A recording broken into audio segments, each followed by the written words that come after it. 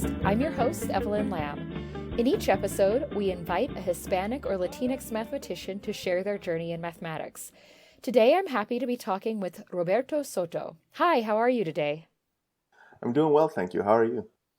Just fine. So, can you tell us a little bit about yourself? Sure. I'm a first generation student, or was a first generation student, now first generation mathematician at Cal State Fullerton. I grew up in the LA area. My family is from Guatemala, and it's been an interesting journey to get to where I'm at today. It wasn't something I had actually planned.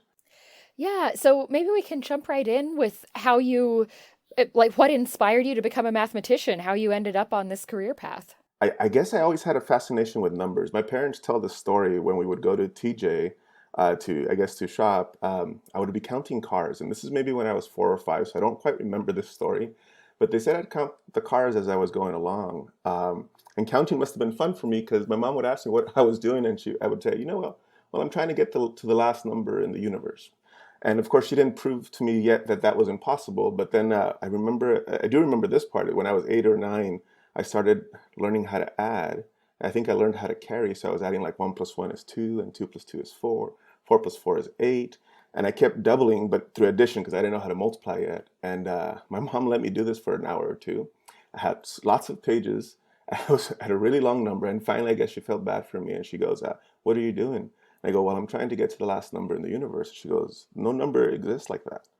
And I'm like, yeah, there is. So she asked me, what's the biggest number you know?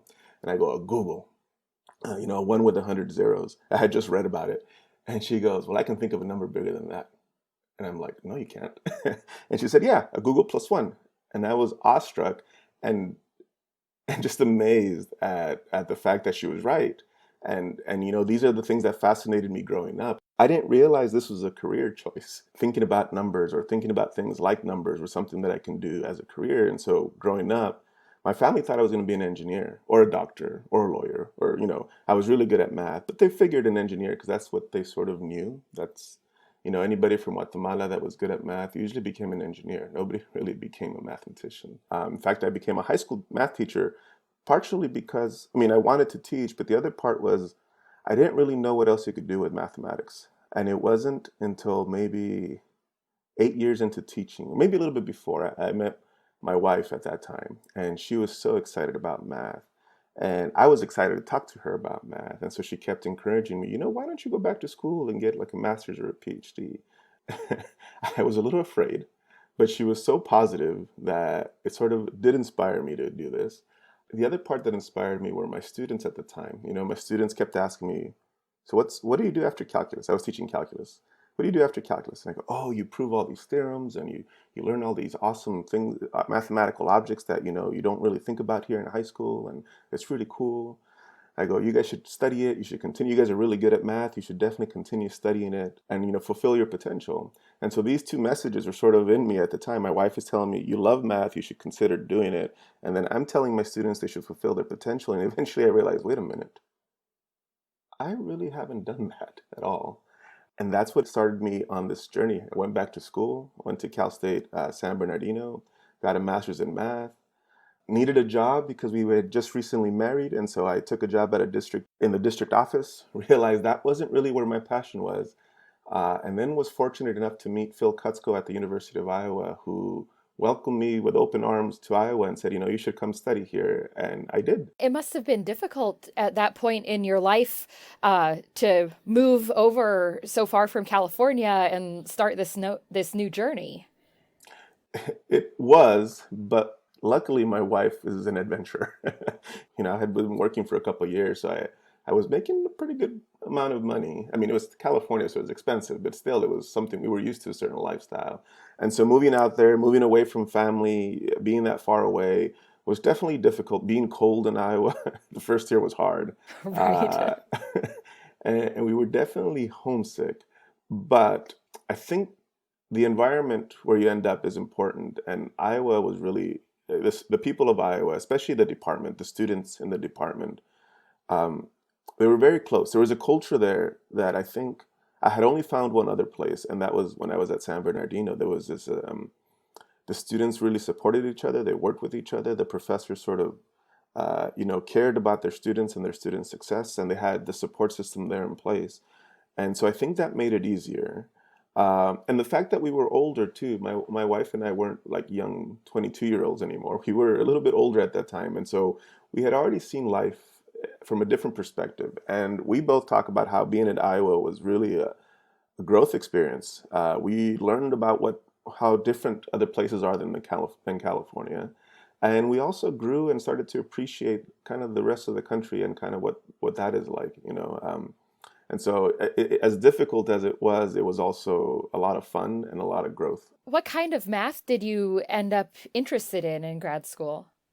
So, as I said earlier, I'm fascinated with numbers. I remember this is the weirdest story. I tell my wife, and she knows this is when you knew you should have been a mathematician. But um, I remember in junior high, it was in Algebra 1. I was walking home, and I started thinking about the lesson in algebra.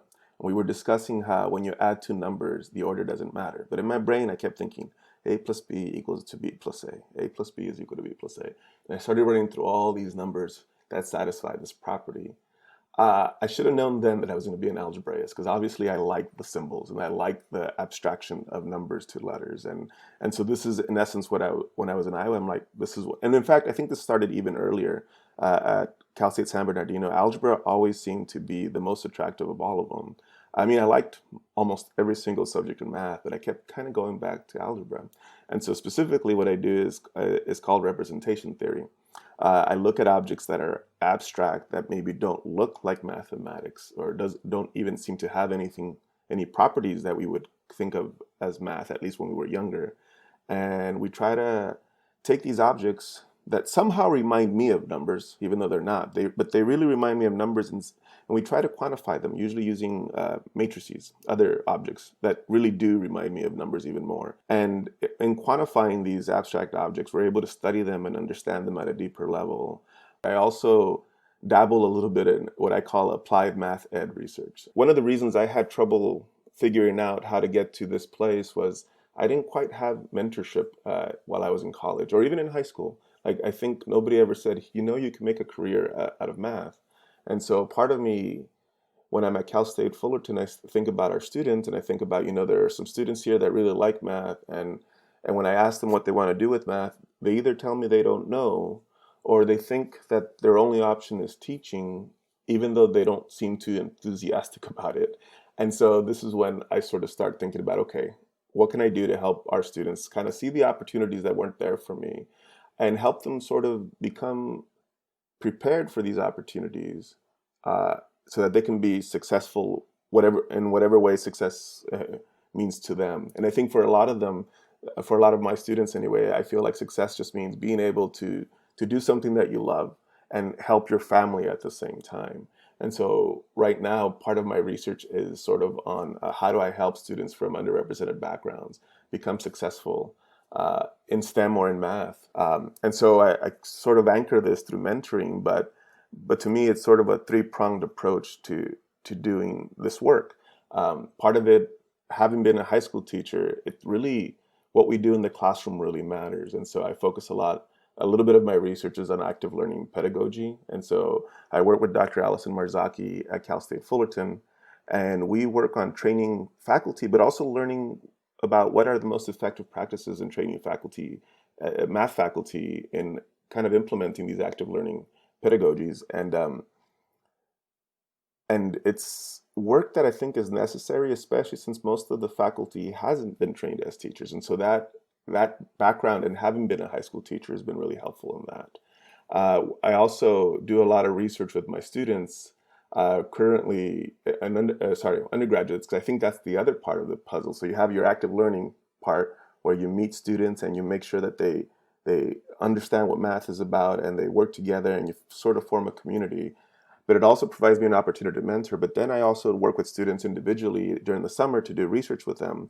And this can vary, the projects can vary depending on the student's interest. But the goal for me is exposing them to research, but also in creating a community and creating not only a mentoring relationship with me, but a peer mentoring relationship with students. And then using these students that have done research with me sort of to leverage them to create a larger community at Cal State Fullerton. I think at Cal State Fullerton, like most of the Cal States, most of our students are commuters. So my hope is to sort of create this community of students um, that can kind of help each other out, because it can be sort of a lonely experience. At least from my experience, college could be lonely, especially if you're the first one and you don't know what it is that you're supposed to do, and so you just kind of go stumbling across. So I guess my other interest has been sort of this supporting of underrepresented students in math and STEM. And going back to something you said early, it's interesting to me how many people I've talked to for this podcast who mentioned that they really didn't know what you could do with a math degree other than be a math teacher, which of course is a wonderful profession, but it's not what everyone wants to do. Being able to tell people from a variety of backgrounds, get people, maybe other people who are first generation college students, to know that math research exists and that this is something that they could do is such an important thing. Definitely, I think that I always try to use not just my story, but like you said, the story of others that I've met to sort of, we need to be a little bit kind of share this earlier, as early as possible. I think eventually what I would like to do, and this is something in the future, a future project, but somehow go back to the schools that are similar to mine, or even go back to my old high school where I had, not only did I attend high school there, but I also went back to teach there at Sierra Vista High School in Baldwin Park. To sort of share this even earlier. And so some of the projects I look for students are projects that don't require students to be very, I guess, sophisticated in math. Because the goal is to get them to think, you can do math at any stage and you can have fun with it. And if you do like it and you have fun with it, this is something you can make a career out of. Something I didn't know, which now I'm like, wow, I can't believe I'm being paid just to do math. Can you talk about some of the mentors you've had and how they helped you get on the path you're on? So first of all, my parents have been my first mentors. I think they've always encouraged us to pursue education and to work really hard. And I think that was able, for me, transferred in many areas, in becoming a high school teacher and going to grad school, and just in my academic and life right now. You put in the time, you put in the work, you do the best that you can, and you move forward as best as you can. And anytime you make a decision that maybe wasn't the best, it's okay. You learn from the consequences, and you learn. And so my parents have been very firm supporters. In fact, when I decided to go back to school to get a PhD, their friends would tell them, "Why is he going back? He already has a career." And my parents were there to defend me and say, "No, this is something he loves. This is something that he wants to pursue." And so they've always been very supportive. So I appreciate them a lot. Then the other person that comes to mind right away, of course, is Phil Kutzko. When I first met Phil, one of the first things that I liked was that he was so welcoming, and not just to me, but to many people at Iowa.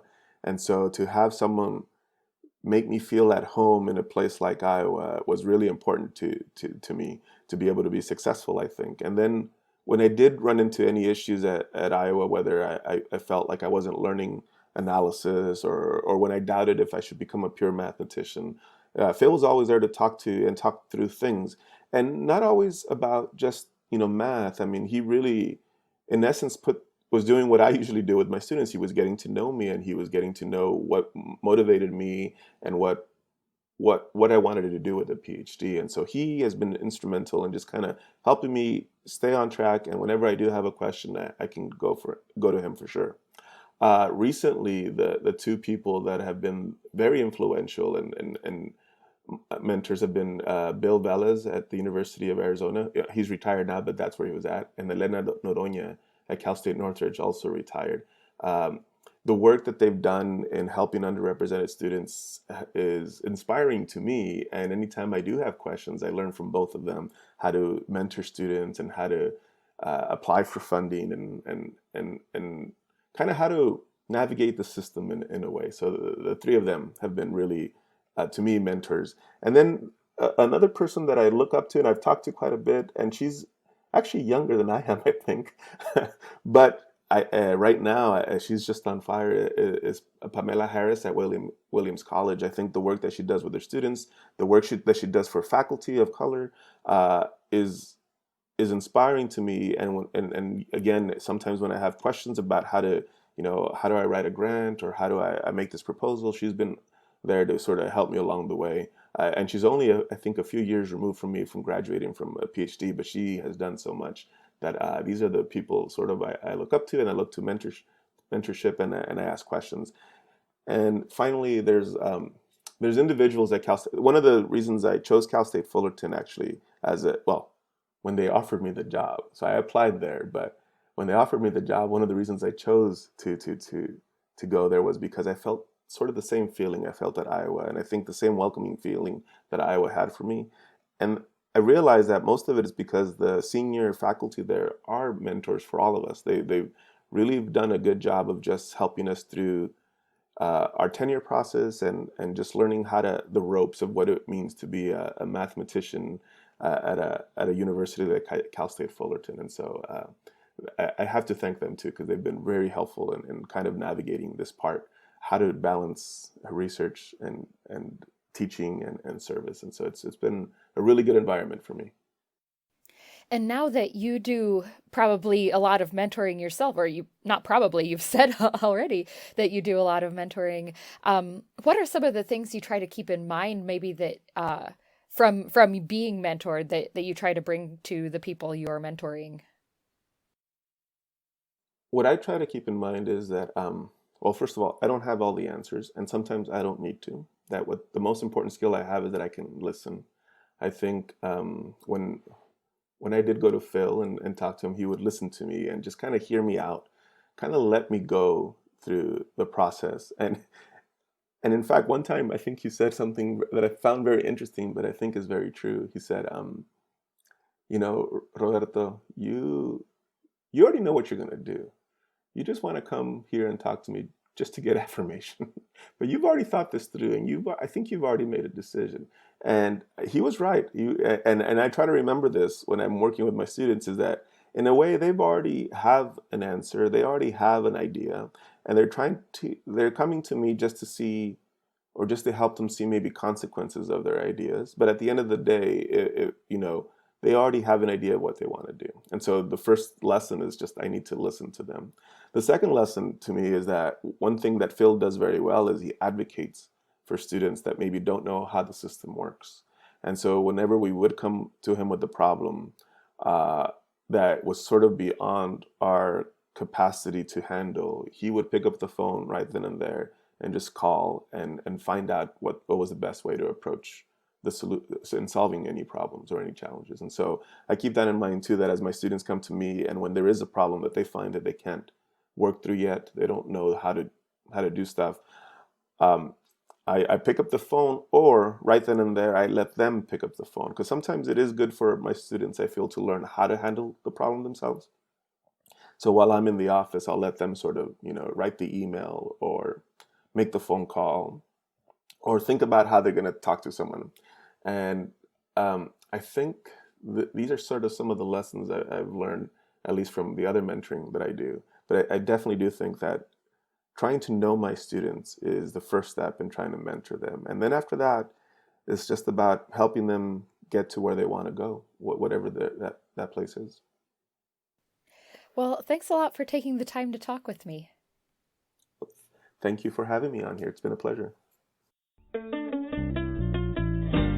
Thank you for listening to the Lathisms podcast.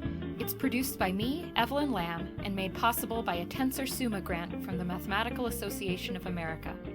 Our music is Volvere by La Floresta. Lathisms is an initiative to celebrate the accomplishments of Hispanic and Latinx mathematicians. It was founded in 2016 by Alexander Diaz-Lopez, Pamela Harris, Alicia Prieto Langarica, and Gabriel Sosa. You can find more information about the project at lathisms.org. That's LATHISMS.org. Join us next time to hear from another inspiring mathematician.